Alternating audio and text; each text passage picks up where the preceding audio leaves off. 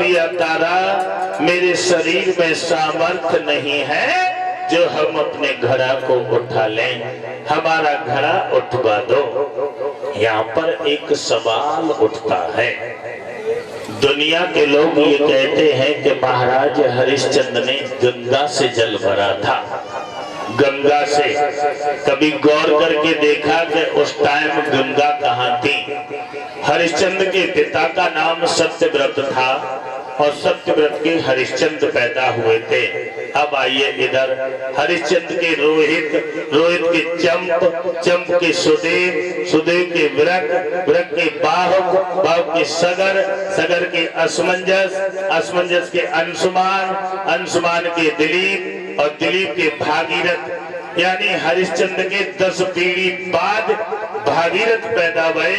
वे जल भर के गंगा को लाए थे। तो हरिश्चंद्र कहां से जल भर के लाए?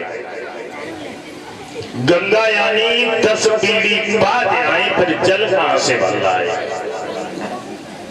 समर से बेटा तब समरव न चलते थी नदिया में होंगे। तू बिना मतलब की बातें करते हो। 10 पीढ़ी बाद गंगा आई तो मैंने कहा छठी खाई, छठी ने खाई, किताब पढ़ी। जल कहां से भर के लाए? तो मैंने एक जगह लिखा देखा कि बाण नाम के तालाब से जल भर के लाए थे। उस टाइम गंगा नहीं थी,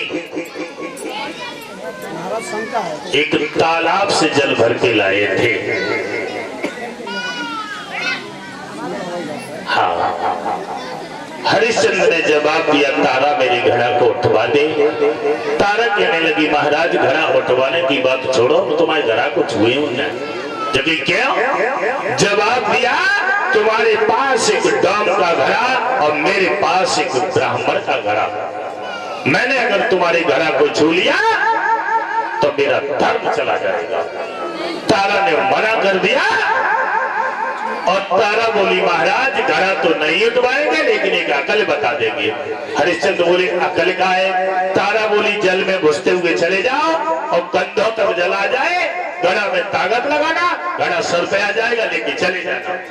तो हरिश्चंद्र जल में घुसते हुए चले गए, कंधों तक जल आया। हरिश्चंद्र ने ताकत लगाई तो घड़ा सर पे आ गया। जब तक जल में चलते रहे तब तक घड़ा सर पे रहा और जल से बाहर आए, हरिश्चंद्र को ठोकर लगी, घड़ा गिर गया और घड़ा फूट गया था। घड़ा के टुकड़ों को लेकर के हरिश्चंद्र रोने लगे कि आज वो नालायक हमें भोजन नहीं देगा। तारा ब्राह्मण का घड़ा लेकर के ब्राह्मण के आंगन में चली गई और हरिश्चंद्र आगे बढ़ते हुए डोम के सामने पहुंचे तो डोम ने जवाब दिया, हरिया घड़ा का है। हरिश्चंद्र बोले, महाराज वो घड़ा फूट गया। क्रोध में आकर के जवाब दिया कि पकड़ मेरी लाठी, आज से तुझसे ये काम नहीं होगा। अब मरघट में जाकर के कफन बाहर कफन। हरिश्चंद्र ने हाथ में लाठी ली और मरघट में जाकर के कफन बाहरने लगे थे। कफन धीरे धीरे समय गुजरा तो एक दिन ब्राह्मण ने जवाब दिया, तारा बच्चा कहाँ है? पूजा का समय हो गया है, बगिया से फूल तोड़ के लाए। तारा ने रोहित को बुलाया और जवाब दिया, बेटा ब्राह्मण का कहना है पूजा का समय हो गया है, बगिया से फूल तोड़ करके लाओ। तो रोहित ने हाथ में एक डलिया ली है और फूल तोड़ने के लिए चला है।